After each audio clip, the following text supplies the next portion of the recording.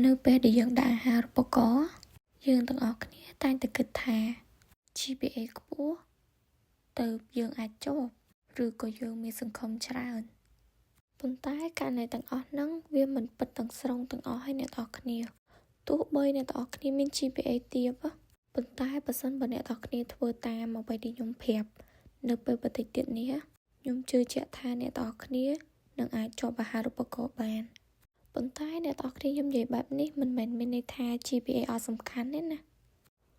តាមពិតទៅវាសំខាន់ប៉ុន្តែពេលដាក់អាហារូបករណ៍គេមិនមែនមើលទៅលើ GPA តែមួយមុខទេអ្នកទាំងអស់គ្នា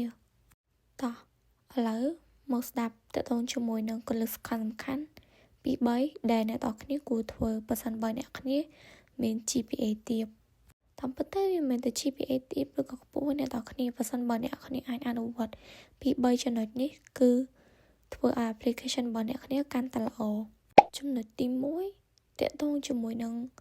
strong motivation ឬក៏ study plan ចឹងអ្នកទាំងអស់គ្នាចំណុចកន្លែងនេះគឺជាចំណុចសំខាន់នៅពេលដែលអ្នកគ្នាសេ study plan ហ្នឹងអ្នកគ្នាត្រូវប្រាប់ពី reason គេបានច្បាស់លាស់ពីអនាគតរបស់អ្នកគ្នា future plan ឬក៏ goal របស់អ្នកគ្នាបន្ទាប់ពីអ្នកគ្នាហ៊ានចប់នឹងធ្វើអី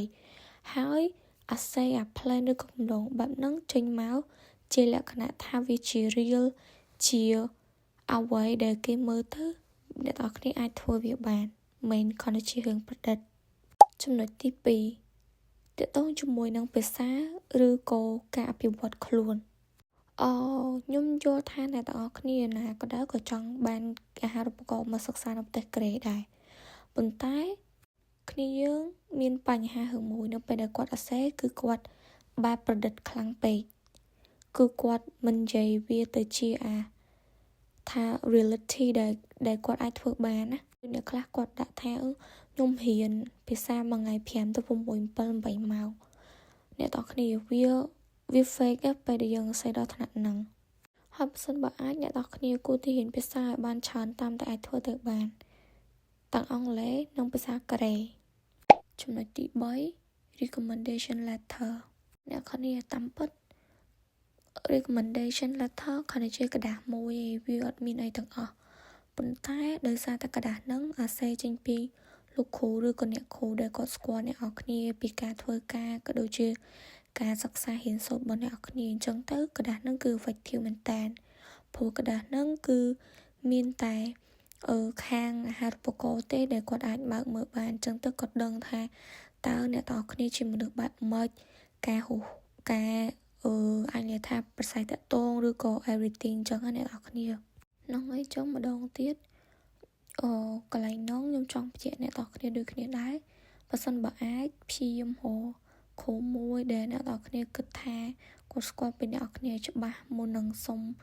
ឬក៏ប្រាប់ឲ្យគាត់ឲ្យសេពីអ្នកនរគ្នាអញ្ចឹងណាអ្នកគ្នាស្ដាប់ចំណុចទាំង3ហ្នឹងហើយអ្នកគ្នាគិតថាវាធម្មតាត្រូវអត់ប៉ុន្តែបើសិនបើអ្នកនរគ្នាអាចធ្វើវាបានតែចំណុចសាមញ្ញ3ដែលអ្នកនរគ្នាស្ដាប់មិញហើយហ្នឹងណាអ្នកទាំងអស់គ្នាអាចនឹងឈ្នះឬក៏មានប្រៀបជាងទៅអ្នកដែលមាន GPA ខ្ពស់ផងក៏ថាបានអ្នកទាំងអស់គ្នាពេលខ្លះ GPA យើងទាបមិនមែនន័យថាយើងទាបជាងគេទេអញ្ចឹងមានន័យថាបើសិនបើយើងទាបអានឹងមួយហើយយើងត្រូវផឹងអាផ្សេងហ្នឹងឲ្យខ្លាំងជាងគេតាមអ្វីដែលយើងអាចធ្វើទៅបានមិនបោះបង់វាចោលទេ GPA ទាបមិនមែនកំណត់អនាគតរបស់អ្នកទាំងគ្នាថាអ្នកទាំងគ្នាធ្លាក់ទេ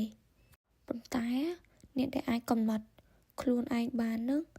គឺអ្នកទាំងគ្នាបើសិនមកអ្នកគ្នាខិតខំប្រឹងប្រែងអ្នកទាំងគ្នាប្រកាសជាអាចធ្វើវាបាន comment ពាក្យថា